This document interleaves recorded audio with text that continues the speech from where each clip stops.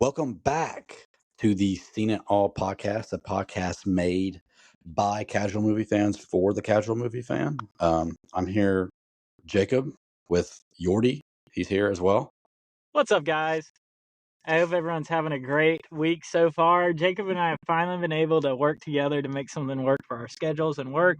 And so I'm excited to be a part of more episodes going forward and supporting what we wanted to do with this podcast originally. So thank you so much, Jacob, for working with me, and I'm happy to be here. Yeah, it's always awesome to have you, and I think just it makes the overall discussion about any movie or the listing of the movies just a whole lot better. And obviously, you get a whole different point of view on like what you thought about the movie and stuff like that. So it's awesome to have you on. So this episode, we are going to be talking about the 2025 horror / mystery film Weapons.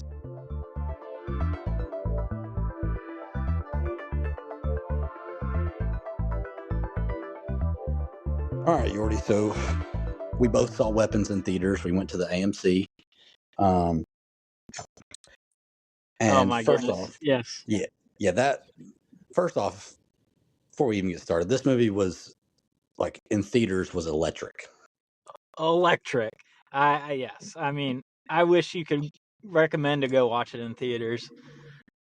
Amazing. Yeah, for sure. And I think obviously the more movies we cover and all that kind of stuff, we're gonna try to recommend it if we would, purchase it again, or if it's a movie that was like only that we feel like it would only be good in theaters, So, so as we kind of break down this Weapons movie, kind of the first thing I wanted to talk about, Yordi, was like what, I guess, starting with the trailer, if you remember any of the ads or anything like that, how do you think this movie matched the vibe of the trailers they released? Because I feel like, I don't know about you, but it was all over my feed, no matter social media, whatever social media I used, it was always on there.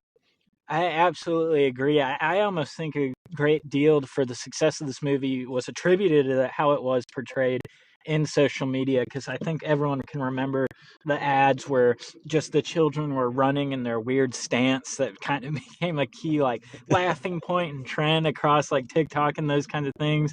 And then also, reading a little bit even after the movie, and as everyone will come to know, we are not spoiler friendly. We will talk about some things that go on in the movies. That's Very okay true, though, very because true. we're not really intending to compromise the movie's integrity and viewership. But Yeah, one of the yeah. things that stood out was the lack of the main kind of antagonist, Aunt Gladys, nowhere to be seen in the trailers. Yeah, And like that they didn't kind even of bring her up at all.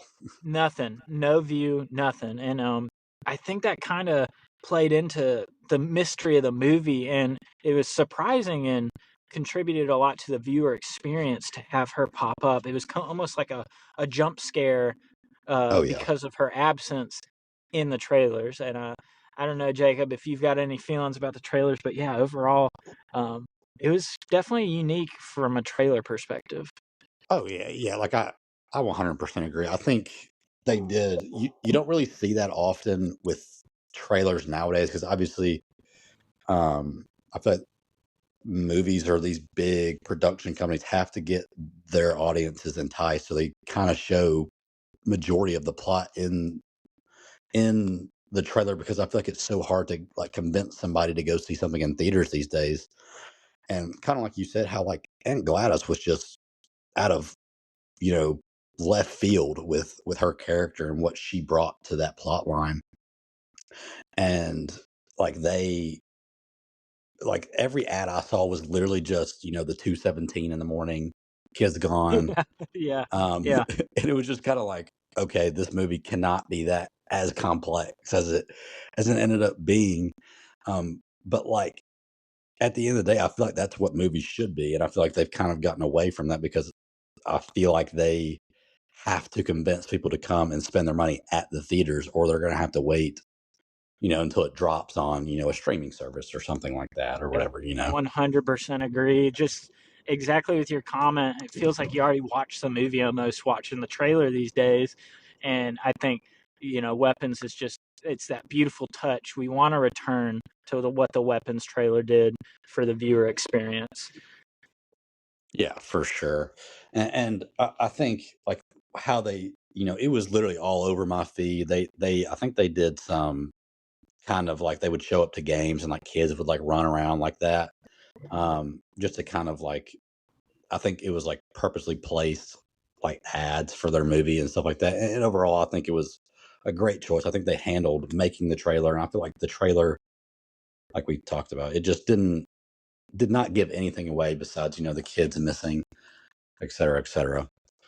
So to kind of move into like kind of the back half of that question was like like let's see, throughout the movie, what scenes or what can you recall? Because we both saw this in theaters together.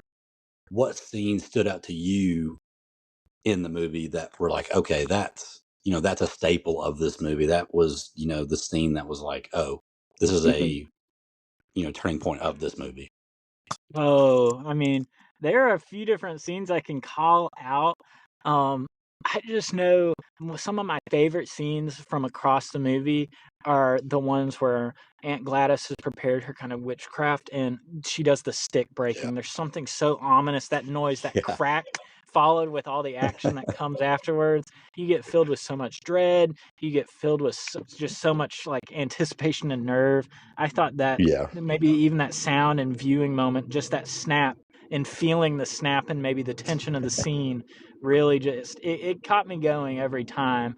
Um, and I have a few more scenes in my pocket, but I don't want to take them all from you, so I'm going to go ahead and let you come and talk about a scene. But there's so much to discuss here. like to me, the first one that stands out is that scene where um I think her name's like the main actor is like Julia Gardner, her actual name at least, like where she's parked outside of the kid's Yes, house and this like is she ends up exactly falling it. asleep Yep. there. And I felt like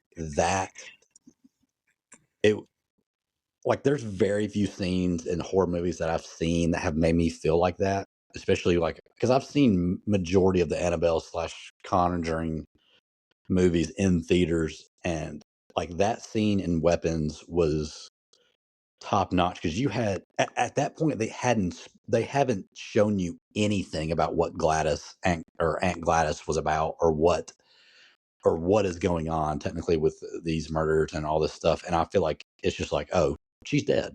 She's dead. She's gonna get her head cut off in the middle of this road here. But you see that like she cuts off her hair, and you're like, what? Like Yeah.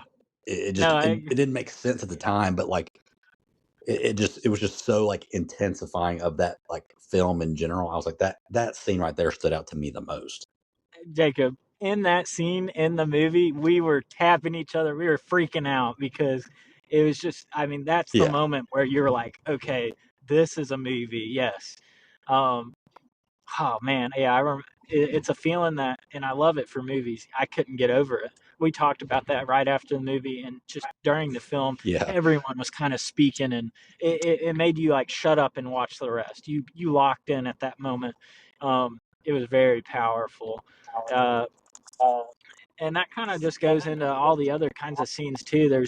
And once again, there's just so many like pivotal moments and how it contributes to the storytelling and setup. You see these moments come across from the different point of views of different characters, um, and I thought that the storytelling itself with those different viewpoints yeah, also yeah, kind yeah, of contributed to the movie a lot as well. I don't know if you wanted to touch on that, but this movie's broken up into different segments and point of views, and yeah, it occurs in different timelines from these different perspectives. And that in itself, I think, Jacob, you had an opinion about how you felt about movies that did that, but I think it made it really enriching. They did it right. There are times it can be done wrong, yeah, and they did it so right. yeah. And like looking back on it, I think there's no way else they could have told that show without like with keeping people enticed. And um like some movies kind of like they kind of do that pretty poorly. But this one, I mean, even we experienced people leaving like halfway through the movie when like this story was like almost told in like point of view storyline compared to um like timestamp like Right. kind of order or whatever. And it was just like, oh, they did this because that happened to the other person. And then later on in the movie, they kind of hint back or they go back to a character that was like a side character that is essential Oh, to the story, but exactly. like, When you're going from the police officer back to the teacher, you're like, oh oh, yeah, he contributed. Like you can see his effect carry on, and you may not have thought about it before, but it changes your perspective of what happened before as well. yes, I yeah, It was just really cool, really intense, and one of my favorite points. I read a little bit about this, and I didn't notice it in my first view of the movie, but these perspectives, the characters themselves, their personalities kind of change from mm, perspective to perspective. And so, how they acted in one scene from their own perspective may not have been how they acted to someone else's perspective. It's so see that's subtle. kind of cool. Yeah, it was super cool to like just to have a little read about. But yeah, the next time I watch it, I want to watch for those kinds of things again. I see. I didn't even pick that stuff up. I just felt I didn't like either.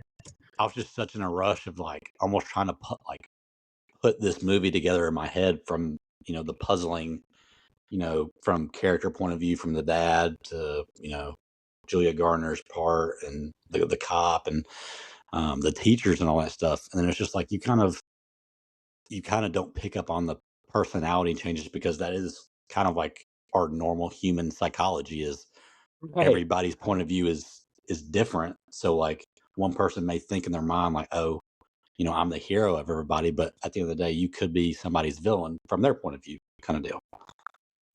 Yeah, yeah, it was just really masterfully done, and it's one of those things that keys you in. You got to watch this movie more than once to really pick up on it. It was a little bit Very more of a true. thinker, a little bit more depth, but all the while entertaining. You weren't looking to think; you were just kind Very of locked true. in. But with all that, you can obviously tell we enjoyed this movie. I especially did. But Jacob, were there any? We talked about a lot of hits. Were there any Yeah. misses going on for you in this movie? To me, okay, like don't get me wrong, it had a great ending. I felt like relieved at the end because they kind of tie it all together. But me personally, I feel like the way they ended Aunt Gladys was like it made sense for them to like. This is obviously we don't care about spoilers here at the end of the day, but when they when the kids turn on Gladys and you're like, oh, okay, this is going to end pretty terrible for her. I just felt like they could have. I don't know. I felt like they could have handled her death a little differently than her just splattering on the front yard. Personally, Yeah, no, I get what you mean. It just seemed a little like for all the intensity that was going on, the ending was just almost comedic. The tone was completely gone away, and I get that that could have been done on purpose, um, director's choice. But for how much dread you built up in the movie, this death, this demise was a little bit, childish with the children.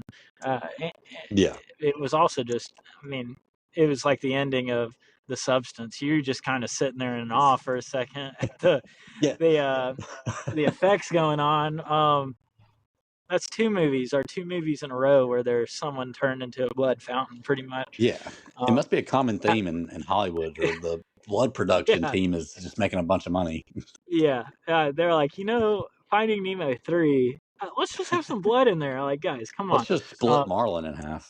Yeah, yeah, that's the trend apparently in Hollywood these days. But yeah, I can agree with you. There was kind of a miss. Like it was an entertaining ending. Like it was an ending.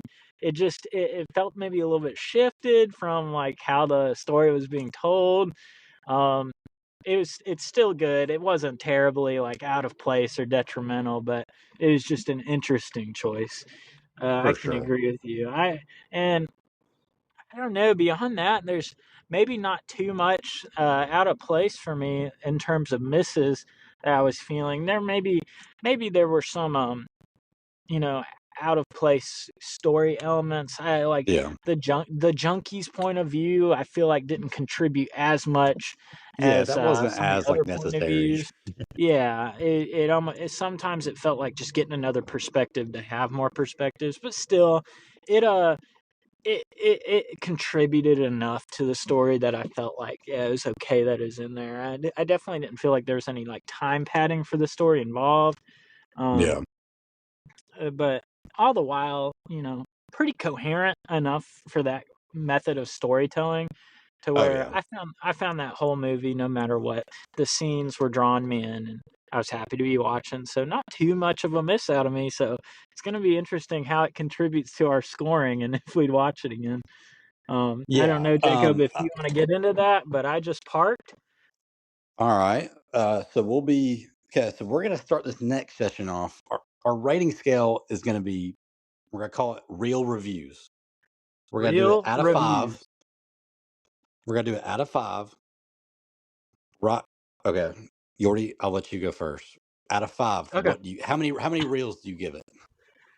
Oh man, so real for real, this is hard because I don't want to start out strong and have a broken scale. And I'm sure over time this will get calibrated. But compared to Do what's you do you want coming do you want me out, to tell you the Rotten Tomatoes first? ooh, It it, it are is we it is also a are we high doing number. because I'm coming out strong with a 5 out of 5 reels, and I don't want that to be my normal basis. But this movie, compared to the horror that's been coming out in its own genre, and even the movies in general with interesting storytelling, I got to give this. This was something special, something different. I got to go strong with the 5 out of 5. If I look back in it on a year, it might be different. But for now, 5 out of 5. I think for me, I would probably agree with you. I feel like right now, um, I feel like this movie, like if I watched it at home, obviously it wouldn't be like on the edge of my seat. I would be, kind of picking up pieces I missed in the theater. Um, but yeah, I would say 5 out of 5. I think this movie is highly recommend if you haven't seen it all in general. Obviously, if you're gonna listen to this podcast, there's gonna be some spoilers. So, but I still would recommend like a one watch thing. On Rotten Tomatoes, it is a 93%, and IMBD God, it's a 7.4 out of 10. So that's still pretty high for a horror mystery movie that was really highly absolutely. promoted. Yeah, Yeah. horror movies tend to not have that higher ranking, and yeah, I think that 5 out of 5 is perfect, and it's just about your basis. If you told me to rank it compared to Interstellar, Oh, but yeah, that's tough. for where we're at, this is a 5 out of 5, and I definitely would recommend watching it. It's one of the ones where every time I'm scrolling on HBO Max, it pops up in the Yes, horror movie section, and I'm like, you know what? Maybe I want to watch this with my wife. It's not horrifying. It's not like paranormal and crazy and like sickening. It is just a well written for story sure. with horror Yes. elements. Enough fear, enough dread, but not something that churns your stomach and makes you unable to sleep at night. It was perfectly executed for what it was intended to do. Very well said, Yordi. Well, that is it for this episode. I want to thank everybody for listening to this. If you have any comments or what movies that we should do next, leave a comment. We'd be happy to take recommendations. But with that, until the next episode, you've seen it all.